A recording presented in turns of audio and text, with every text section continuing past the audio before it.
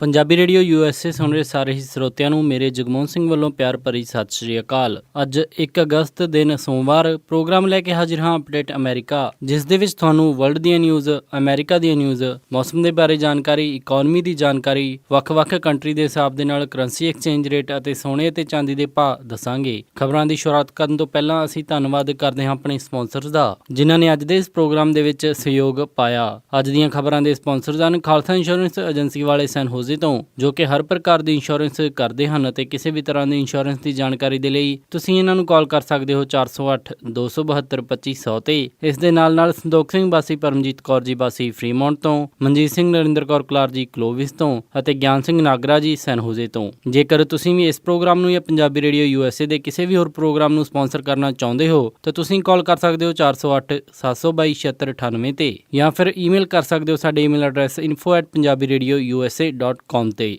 ਹੁਣ ਵੱਧਦੇ ਹਾਂ ਜੀ ਅੱਜ ਦੀ ਪਹਿਲੀ ਖਬਰ ਵੱਲ।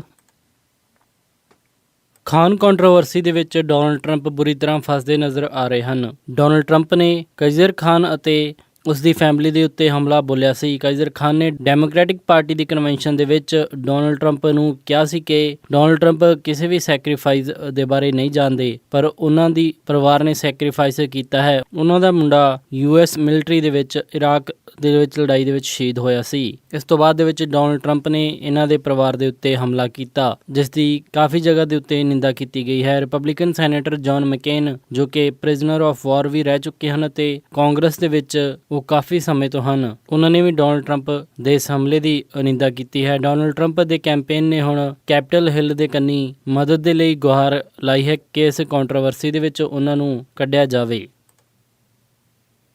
US ਵਾਰਪਲੇਨਸ ਨੇ ਹੁਣ ਇਸਲਾਮਿਕ ਸਟੇਟ ਦੇ ਖਿਲਾਫ ਲੜਾਈ ਤੇਜ਼ ਕਰਦੇ ਹੋਏ ਲੀਬੀਆ ਦੇ ਵਿੱਚ ਵੀ ਬੰਬਾਰੀ ਸ਼ੁਰੂ ਕਰ ਦਿੱਤੀ ਹੈ। ਲੀਬੀਆ ਦੇ ਪ੍ਰਾਈਮ ਮਿਨਿਸਟਰ ਫਾਇਜ਼ ਸਰਾਜ ਨੇ ਕਿਹਾ ਕਿ ਪਹਿਲੀ ਬੰਬਾਰੀ ਸਿਰਟੇ ਨਾਮ ਦੇ ਸ਼ਹਿਰ ਦੇ ਕੋਲ ਹੋਈ, ਜਿੱਥੇ ਆਈਸਿਸ ਨੂੰ ਕਾਫੀ ਨੁਕਸਾਨ ਪਹੁੰਚਿਆ। ਅੱਤਵਾਦੀਆਂ ਨੇ ਇਹ ਸ਼ਹਿਰ ਪਿਛਲੇ ਸਾਲ ਆਪਣੇ ਕਬਜ਼ੇ ਦੇ ਹੇਠਾਂ ਲੈ ਲਿਆ ਸੀ ਅਤੇ ਇਸ ਸ਼ਹਿਰ ਨੂੰ ਉਹਨਾਂ ਨੇ ਕਾਫੀ ਤਕੜਾ ਬੇਸ ਬਣਾ ਲਿਆ ਸੀ ਅਤੇ ਸੀਰੀਆ ਤੇ ਇਰਾਕ ਦੇ ਵਿੱਚੋਂ ਵੀ ਇੱਥੋਂ ਆਪਰੇਸ਼ਨ ਉਹ ਚਲਾਉਂਦੇ ਸੀ। ਇਸ ਪੂਰੇ ਕਾਰਵਾਈ ਦੇ ਵਿੱਚ US ਬਿਨਾਂ ਕਿਸੇ ਜ਼ਮੀਨੀ ਸੋਲਜਰਸ ਤੋਂ ਸਿਰਫ 에ਅਰ ਸਟ੍ਰਾਈਕਸ ਦੀ ਮਦਦ ਦੇ ਰਿਹਾ ਹੈ। ਵਾਈਟ ਹਾਊਸ ਨੇ ਜਾਰੀ ਕੀਤੀ ਇੱਕ ਰਿਪੋਰਟ ਦੇ ਵਿੱਚ ਦੱਸਿਆ ਕਿ US ਸਿਰਫ 에ਅਰ ਸਟ੍ਰਾਈਕਸ ਅਤੇ ਜਾਣਕਾਰੀ ਸਾਂਝਾ ਕਰਕੇ ਲੀਬੀਆ ਦੀ ਮਦਦ ਕਰੇਗਾ। ਗਰਾਊਂਡ ਲੈਵਲ ਦੇ ਉੱਤੇ ਲੀਬੀਆ ਦੀ ਫੌਜ ਹੀ ਅੱਤਵਾਦੀਆਂ ਦਾ ਸਾਹਮਣਾ ਕਰੇਗੀ। ਟੈਕਸਸ ਦੇ ਵਿੱਚ ਕਾਲਜ ਦੇ ਵਿੱਚ ਹੋਈ ਮਾਸ ਸ਼ੂਟਿੰਗ ਦੇ ਠੀਕ 50 ਵਰ੍ਹੇ ਪੂਰੇ ਹੋਣ ਤੋਂ ਬਾਅਦ ਟੈਕਸਸ ਦੇ ਵਿੱਚ ਅੱਜ ਕੈਂਪਸ ਕੈਰੀ ਲਾਅ ਪਾਸ ਕੀਤਾ ਗਿਆ, ਜਿਸ ਦੇ ਵਿੱਚ ਸਟੂਡੈਂਟਸ ਨੂੰ ਕੈਂਪਸ ਦੇ ਵਿੱਚ ਗਨ ਲੈ ਕੇ ਜਾਣ ਦੀ ਇਜਾਜ਼ਤ ਹੋਵੇਗੀ। ਇਸ ਲਾਅ ਨੂੰ ਟੈਕਸਸ ਦੇ ਸਾਰੇ ਪਬਲਿਕ ਸਕੂਲ ਦੇ ਵਿੱਚ ਰੱਖਿਆ ਜਾਵੇਗਾ ਤੇ ਪ੍ਰਾਈਵੇਟ ਸਕੂਲ ਇਸ ਤੋਂ ਬਾਹਰ ਰੱਖੇ ਗਏ ਹਨ। ਟੈਕਸਸ ਦੇ ਗਵਰਨਰ ਗ੍ਰੈਗ ਐਬਟ ਨੇ ਦੱਸਿਆ ਕਿ ਉਹ ਸਟੂਡੈਂਟਸ ਜੇਕਰ ਗਨ ਲੈ ਕੇ ਜਾਣਗੇ ਤਾਂ ਉਹ ਕਾਲਜ ਦੇ ਅੰਦਰ ਹੋਣ ਵਾਲੀ ਮਾਸ ਸ਼ੂਟਿੰਗ ਨੂੰ ਰੋਕ ਸਕਦੇ ਹਨ ਅਤੇ ਜੇ ਕੋਈ ਵੀ ਸ਼ੂਟਰ ਕਾਲਜ ਦੇ ਵਿੱਚ ਖਤਰਨਾਕ ਇਰਾਦਿਆਂ ਦੇ ਨਾਲ ਆਉਂਦਾ ਹੈ ਤਾਂ ਉਹ ਆਪਣੀ ਲਾਇਸੈਂਸਡ ਗਨ ਦੇ ਨਾਲ ਉਸ ਨੂੰ ਕਰਾਰਾ ਜਵਾਬ ਦੇ ਸਕਦੇ ਹਨ। ਦੱਸਿਆ ਜਾ ਰਿਹਾ ਹੈ ਕਿ ਕਾਲਜ ਦੇ ਵਿੱਚ ਗਨ ਲੈ ਕੇ ਆਉਣ ਦੇ ਲਈ ਪ੍ਰੋਪਰ ਬੈਕਗਰਾਊਂਡ ਵੈਰੀਫਿਕੇਸ਼ਨ ਅਤੇ ਲਾਇਸੈਂਸ ਦੀ ਬਕਾਇਦਾ ਲੋੜ ਹੋਵੇਗੀ ਅਤੇ ਸਿਰਫ 21 ਸਾਲ ਤੋਂ ਵੱਧ ਉਮਰ ਵਾਲੇ ਸਟੂਡੈਂਟਸ ਹੀ ਗਨ ਲੈ ਕੇ ਜਾ ਸਕਦੇ ਹਨ। ਅਧਿਕਾਰੀਆਂ ਦੁਆਰਾ ਇਹ ਵੀ ਦੱਸਿਆ ਗਿਆ ਹੈ ਕਿ ਗਨ ਲੈ ਕੇ ਜਾਣ ਤੋਂ ਪਹਿਲਾਂ ਉਹਨਾਂ ਨੂੰ ਪ੍ਰੋਪਰ ਟ੍ਰੇਨਿੰਗ ਕਰਵਾਈ ਜਾਏਗੀ। FBI ਦੇ ਇੱਕ ਕਰਮਚਾਰੀ, ਜਿਸ ਦੇ ਕੋਲ ਟੌਪ ਸੀਕ੍ਰੇਟ ਕਲੀਅਰੈਂਸ ਸੀ, ਉਸਨੇ ਹੁਣ ਕਬੂਲ ਕਰ ਲਿਆ ਕਿ ਉਹ ਚਾਈਨਾ ਦੇ ਏਜੰਟ ਦੇ ਤੌਰ ਦੇ ਉੱਤੇ ਕੰਮ ਕਰ ਰਿਹਾ ਸੀ ਅਤੇ ਉਸਨੇ ਚਾਈਨਾ ਦੇ ਵਿੱਚ ਅਧਿਕਾਰੀਆਂ ਨੂੰ ਕਾਫੀ ਸੈਂਸਿਟਿਵ ਇਨਫੋਰਮੇਸ਼ਨ ਅਤੇ ਖੁਫੀਆ ਜਾਣਕਾਰੀ ਭੇਜੀ। ਕੁਨ ਸ਼ੈਨ ਚੁਨ ਨਾਮ ਦੇ ਇਸ ਵਿਅਕਤੀ ਨੂੰ ਮਾਰਚ ਦੇ ਵਿੱਚ ਗ੍ਰਿਫਤਾਰ ਕੀਤਾ ਗਿਆ ਸੀ, ਜਦੋਂ ਉਸਨੇ ਚਾਈਨਾ ਦੇ ਵਿੱਚ ਆਪਣੇ ਕੰਟੈਕਟਸ ਦੇ ਬਾਰੇ ਝੂਠ ਬੋਲਿਆ। ਚਨ, ਜਿਸ ਦੀ ਕਿ ਉਮਰ 46 ਸਾਲ ਸੀ ਅਤੇ ਉਹ ਚਾਈਨਾ ਦੇ ਵਿੱਚ ਜੰਮਿਆ ਸੀ, ਉਹ ਜੋਈ ਦੇ ਨਾਮ ਨਾਲ ਇੱਥੇ ਜਾਣਿਆ ਜਾਂਦਾ ਸੀ।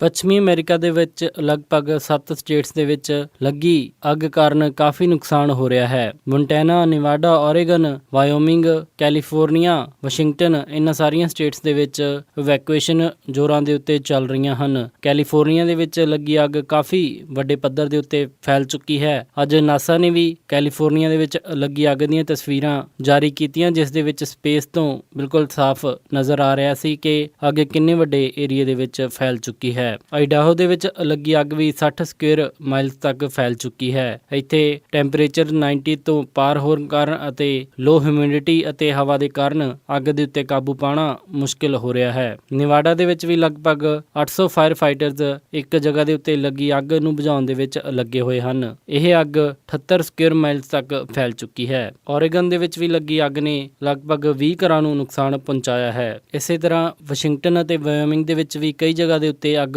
ਲੱਗੀ ਹੋਈ ਹੈ, ਜਿਸ ਨੂੰ ਫਾਇਰ ਫਾਈਟਰਸ ਬੁਝਾਉਣ ਦੀ ਲਗਾਤਾਰ ਕੋਸ਼ਿਸ਼ ਕਰ ਰਹੇ ਹਨ, ਪਰ ਤੇਜ਼ ਤਾਪਮਾਨ ਅਤੇ ਹਵਾ ਦੇ ਕਾਰਨ ਇਹਨਾਂ ਨੂੰ ਬੁਝਾਉਣ ਦੇ ਵਿੱਚ ਕਾਫੀ ਮੁਸ਼ਕਿਲਾਂ ਆ ਰਹੀਆਂ ਹਨ।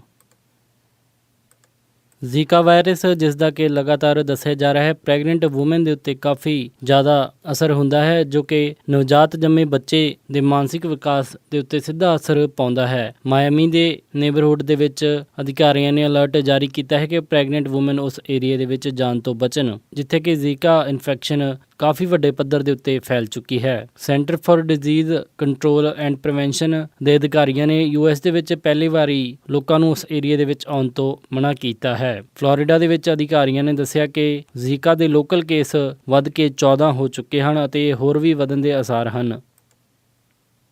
US ਦੀ ਇੱਕ ਹੋਰ ਪੋਲੀਟੀਕਲ ਪਾਰਟੀ ਗ੍ਰੀਨ ਪਾਰਟੀ ਜਿਸ ਦੇ ਕਿ ਪ੍ਰੈਜ਼ੀਡੈਂਸ਼ੀਅਲ ਨੋਮੀਨੀ ਡਾਕਟਰ ਜਿਲ ਸਟੀਨ ਬਣਨ ਦੇ ਆਸਾਰ ਹਨ। ਗ੍ਰੀਨ ਪਾਰਟੀ ਦੀ ਕਨਵੈਨਸ਼ਨ ਅਗਸਤ ਦੇ ਵਿੱਚ ਹੁਣ ਜਾਰੀ ਹੈ। ਉਸਨੇ ਆਪਣੇ ਉਪ ਰਾਸ਼ਟਰਪਤੀ ਦੇ ਰਨਿੰਗ ਮੇਟ ਦੇ ਲਈ ਹਿਊਮਨ ਰਾਈਟ ਐਕਟਿਵਿਸਟ ਅਜਾਮੂ ਬਰਾਕਾ ਦਾ ਨਾਮ ਚੁਣਿਆ ਹੈ। ਡਾਕਟਰ ਸਟੀਨ ਨੇ ਅੱਜ ਟਵਿੱਟਰ ਦੇ ਉੱਤੇ ਇਹ ਅਨਾਉਂਸ ਕਰਦੇ ਹੋਏ ਦੱਸਿਆ ਕਿ ਉਹ ਡਾਕਟਰ ਬਰਾਕਾ ਨੂੰ ਆਪਣੇ ਰਨਿੰਗ ਮੇਟ ਦੇ ਵਜੋਂ ਚੁਣਦੇ ਹੋਏ ਬਹੁਤ ਹੀ ਮਾਣ ਅਤੇ ਖੁਸ਼ੀ ਮਹਿਸੂਸ ਕਰਦੇ ਹਨ। ਪਹਿਲਾਂ ਖਬਰ ਇਹ ਵੀ ਆ ਰਹੀ ਸੀ ਕਿ ਡੈਮੋਕ੍ਰੈਟਿਕ ਪਾਰਟੀ ਦੇ ਬਰਨੀ ਸੈਂਡਰਸ ਨੂੰ ਗ੍ਰੀਨ ਪਾਰਟੀ ਵੱਲੋਂ ਪ੍ਰੈਜ਼ੀਡੈਂਸ਼ੀਅਲ ਰੇਸ ਦੇ ਲਈ ਆਫਰ ਕੀਤਾ ਗਿਆ ਹੈ, ਪਰ ਹੁਣ ਬਰਨੀ ਸੈਂਡਰਸ ਦੇ ਕੈਂਪੇਨ ਨੇ ਇਸ ਗੱਲ ਤੋਂ ਸਾਫ਼ ਇਨਕਾਰ ਕਰ ਦਿੱਤਾ ਹੈ ਅਤੇ ਉਹਨਾਂ ਦੇ ਕੈਂਪੇਨ ਵੱਲੋਂ ਇਹ ਸਾਫ਼ ਕਰ ਦਿੱਤਾ ਗਿਆ ਹੈ ਕਿ ਉਹ ਗ੍ਰੀਨ ਪਾਰਟੀ ਦੇ ਵਿੱਚ ਨਹੀਂ ਜਾ ਰਹੇ ਅਤੇ ਡੈਮੋਕ੍ਰੈਟਿਕ ਪਾਰਟੀ ਦਾ ਹਿੱਸਾ ਬਣੇ ਰਹਿਣਗੇ। ਇਹ ਸਨ ਅੱਜ ਦੀਆਂ ਕੁਝ ਖਾਸ ਖਬਰਾਂ। ਹੁਣ ਵੱਧਦੇ ਹਾਂ ਜੀ ਮੌਸਮ ਦੀ ਜਾਣਕਾਰੀ ਦੇ ਵੱਲ। ਮੰਗਲਵਾਰ ਨੂੰ ਸੈਨ ਹੋਜ਼ੇ ਦੇ ਵਿੱਚ ਹਾਈ ਟੈਂਪਰੇਚਰ ਰਹੇਗਾ 83 ਡਿਗਰੀ ਅਤੇ ਲੋ ਟੈਂਪਰੇਚਰ 57 ਡਿਗਰੀ। ਸੈਨ ਫਰਾਂਸਿਸਕੋ ਦੇ ਵਿੱਚ 63 ਡਿਗਰੀ ਹਾਈ ਅਤੇ ਰਾਤ ਨੂੰ 52 ਡਿਗਰੀ ਲੋ। ਸੈਕਰਾਮੈਂਟੋ ਦੇ ਵਿੱਚ 95 ਡਿਗਰੀ ਹਾਈ ਅਤੇ ਰਾਤ ਨੂੰ 58 ਡਿਗਰੀ ਲੋ। ਯੂਬਾ ਸਿਟੀ ਦੇ ਵਿੱਚ 98 ਡਿਗਰੀ ਹਾਈ ਅਤੇ ਰਾਤ ਨੂੰ 61 ਡਿਗਰੀ ਲੋ। ਸਟਾਕਟਨ ਦੇ ਵਿੱਚ 96 ਡਿਗਰੀ ਹਾਈ ਅਤੇ ਰਾਤ ਨੂੰ 59 ਡਿਗਰੀ ਲੋ। ਟ੍ਰੇਸੀ ਦੇ ਵਿੱਚ 98 ਡਿਗਰੀ ਹਾਈ ਅਤੇ ਰਾਤ ਨੂੰ 61 ਡਿਗਰੀ ਲੋ। ਮੋਡੈਸਟੋ ਦੇ ਵਿੱਚ 100 ਡਿਗਰੀ ਹਾਈ ਅਤੇ ਰਾਤ ਨੂੰ 64 ਡਿਗਰੀ ਲੋ। ਫ੍ਰੈਜ਼ਨੋ ਦੇ ਵਿੱਚ 103 ਡਿਗਰੀ ਹਾਈ ਅਤੇ ਰਾਤ ਨੂੰ 68 ਡਿਗਰੀ ਲੋ। ਬੇਕਰਫੀਲਡ ਦੇ ਵਿੱਚ 104 ਡਿਗਰੀ ਹਾਈ ਅਤੇ ਰਾਤ ਨੂੰ 76 ਡਿਗਰੀ ਲੋ। ਲਾਸ ਐਂਜਲਸ ਦੇ ਵਿੱਚ 84 ਡਿਗਰੀ ਹਾਈ ਅਤੇ ਰਾਤ ਨੂੰ 65 ਡਿਗਰੀ ਲੋ। ਟਰਕੀ ਦੇ ਵਿੱਚ 85 ਡਿਗਰੀ ਹਾਈ ਅਤੇ ਰਾਤ ਨੂੰ 42 ਡਿਗਰੀ ਲੋ। ਸਾਊਥ ਲੇਕ ਟਾਹੋ ਦੇ ਵਿੱਚ 85 ਡਿਗਰੀ ਹਾਈ ਅਤੇ ਰਾਤ ਨੂੰ 42 ਡਿਗਰੀ ਲੋ। ਪੋਰਟਲੈਂਡ ਓਰੇਗਨ ਦੇ ਵਿੱਚ 75 ਡਿਗਰੀ ਹਾਈ ਅਤੇ ਰਾਤ ਨੂੰ 55 ਡਿਗਰੀ ਲੋ। ਸੈਟਲ ਦੇ ਵਿੱਚ 67 ਡਿਗਰੀ ਹਾਈ ਅਤੇ ਰਾਤ ਨੂੰ 56 ਡਿਗਰੀ ਲੋ। ਫਲੈਗਸਟੈਫ ਐਰੀਜ਼ੋਨਾ ਦੇ ਵਿੱਚ 72 ਡਿਗਰੀ ਹਾਈ ਅਤੇ ਰਾਤ ਨੂੰ 55 ਡਿਗਰੀ ਲੋ। ਸਾਲਟ ਲੇਕ ਸਿਟੀ ਯੂਟਾ ਦੇ ਵਿੱਚ 101 ਡਿਗਰੀ ਹਾਈ ਅਤੇ ਰਾਤ ਨੂੰ 74 ਡਿਗਰੀ ਲੋ। ਸ਼ਿਕਾਗੋ ਦੇ ਵਿੱਚ 85 ਡਿਗਰੀ ਹਾਈ ਅਤੇ ਰਾਤ ਨੂੰ 71 ਡਿਗਰੀ ਲੋ। ਨਿਊਯਾਰਕ ਦੇ ਵਿੱਚ 77 ਡਿਗਰੀ ਹਾਈ ਅਤੇ ਰਾਤ ਨੂੰ 67 ਡਿਗਰੀ ਲੋ। ਟੋਰਾਂਟੋ ਕੈਨੇਡਾ ਦੇ ਵਿੱਚ 28 ਡਿਗਰੀ ਸੈਲਸੀਅਸ ਹਾਈ ਅਤੇ ਰਾਤ ਨੂੰ 17 ਡਿਗਰੀ ਸੈਲਸੀਅਸ ਲੋ। ਵਿਨੀਪੈਗ ਦੇ ਵਿੱਚ 27 ਡਿਗਰੀ ਸੈਲਸੀਅਸ ਹਾਈ ਅਤੇ ਰਾਤ ਨੂੰ 14 ਡਿਗਰੀ ਸੈਲਸੀਅਸ ਲੋ। ਕੈਲਗਰੀ ਦੇ ਵਿੱਚ 25 ਡਿਗਰੀ ਸੈਲਸੀਅਸ ਹਾਈ ਅਤੇ ਰਾਤ ਨੂੰ 11 ਡਿਗਰੀ ਸੈਲਸੀਅਸ ਲੋ। ਵੈਨਕੂਵਰ ਦੇ ਵਿੱਚ 19 ਡਿਗਰੀ ਸੈਲਸੀਅਸ ਹਾਈ ਅਤੇ ਰਾਤ ਨੂੰ 14 ਡਿਗਰੀ ਸੈਲਸੀਅਸ ਲੋ ਰਹੇਗਾ ਜੀ। ਪੰਜਾਬ ਅੰਮ੍ਰਿਤਸਰ ਦੇ ਵਿੱਚ 34 ਡਿਗਰੀ ਸੈਲਸੀਅਸ ਹਾਈ ਅਤੇ ਰਾਤ ਨੂੰ 25 ਡਿਗਰੀ ਸੈਲਸੀਅਸ ਲੋ। ਮੈਲਬਨ ਆਸਟ੍ਰੇਲੀਆ ਦੇ ਵਿੱਚ 12 ਡਿਗਰੀ ਸੈਲਸੀਅਸ ਹਾਈ ਅਤੇ ਰਾਤ ਨੂੰ 8 ਡਿਗਰੀ ਸੈਲਸੀਅਸ ਲੋ। ਲੰਡਨ ਦੇ ਵਿੱਚ 21 ਡਿਗਰੀ ਸੈਲਸੀਅਸ ਹਾਈ ਅਤੇ ਰਾਤ ਨੂੰ 17 ਡਿਗਰੀ ਸੈਲਸੀਅਸ ਲੋ। ਬਰਲਿਨ ਦੇ ਵਿੱਚ 19 ਡਿਗਰੀ ਸੈਲਸੀਅਸ ਹਾਈ ਅਤੇ ਰਾਤ ਨੂੰ 12 ਡਿਗਰੀ ਸੈਲਸੀਅਸ ਲੋ ਅਤੇ ਪੈਰਿਸ ਦੇ ਵਿੱਚ 24 ਡਿਗਰੀ ਸੈਲਸੀਅਸ ਹਾਈ ਅਤੇ ਰਾਤ ਨੂੰ 18 ਡਿਗਰੀ ਸੈਲਸੀਅਸ ਲੋ ਰਹੇਗਾ ਜੀ। ਇਹ ਸੀ ਜੀ ਮੌਸਮ ਦੀ ਜਾਣਕਾਰੀ। ਹੁਣ ਵੱਧਦੇ ਹਾਂ ਜੀ ਸਟਾਕ ਮਾਰਕੀਟ ਦੀ ਇਨਫੋਰਮੇਸ਼ਨ ਦੇ ਵੱਲ। ਸੋਮਵਾਰ ਨੂੰ ਕਲੋਜ਼ਿੰਗ ਦੇ ਸਮੇਂ ਡਾਓ ਜੋਨਸ 27 ਅੰਕਾਂ ਦੀ ਗਿਰਾਵਟ ਦੇ ਨਾਲ 18,404.51 ਤੇ ਬੰਦ ਹੋਇਆ। ਨੈਸਡੈਕ 22 ਅੰਕ ਵੱਧ ਕੇ 5,184.2 ਤੇ ਬੰਦ ਹੋਇਆ।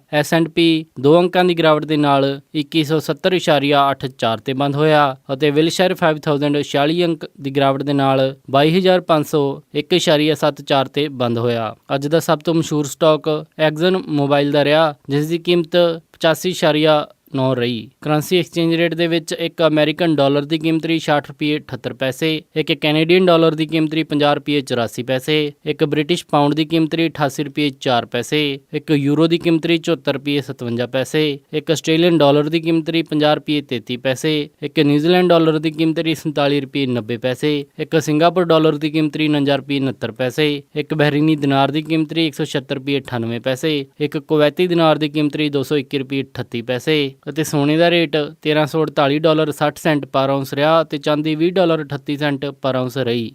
ਇਸੇ ਦੇ ਨਾਲ ਖਬਰਾਂ ਦਾ ਅੱਜ ਦਾ ਇਹ ਬੁਲੇਟਿਨ ਇੱਥੇ ਹੀ ਸਮਾਪਤ ਕਰਦੇ ਹਾਂ ਜੀ। ਇਜਾਜ਼ਤ ਦਿਓ। ਉਮੀਦ ਹੈ ਕਿ ਤੁਹਾਨੂੰ ਅੱਜ ਦਾ ਇਹ ਪ੍ਰੋਗਰਾਮ ਪਸੰਦ ਆਇਆ ਹੋਵੇਗਾ। ਕਿਸੇ ਵੀ ਤਰ੍ਹਾਂ ਦੇ ਫੀਡਬੈਕ ਦੇ ਲਈ ਤੁਸੀਂ ਸਾਨੂੰ ਕਾਲ ਕਰ ਸਕਦੇ ਹੋ 408 272 5200 ਤੇ ਜਾਂ ਫਿਰ ਈਮੇਲ ਕਰ ਸਕਦੇ ਹੋ ਸਾਡੇ ਈਮੇਲ ਐਡਰੈਸ info@punjabiradiousa.com ਤੇ। ਇੱਕ ਵਾਰੀ ਫਿਰ ਸਾਰੇ ਸਪਾਂਸਰ ਦਾ ਬਹੁਤ-ਬਹੁਤ ਧੰਨਵਾਦ। ਮਿਲਦੇ ਹਾਂ ਜੀ ਅਪਡੇਟ ਅਮਰੀਕਾ ਦੇ ਅਗਲੇ ਅੰਕ ਵਿੱਚ। ਤਦ ਤੱਕ ਲਈ ਸਾਰਿਆਂ ਨੂੰ ਪਿਆਰ ਅਤੇ ਸਤਿਕਾਰ ਭਰੀ ਸਤਿ ਸ਼੍ਰੀ ਅਕਾਲ। ਸੁਣਦੇ ਰਹੋ ਜੀ ਪੰਜਾਬੀ ਰੇਡੀਓ USA।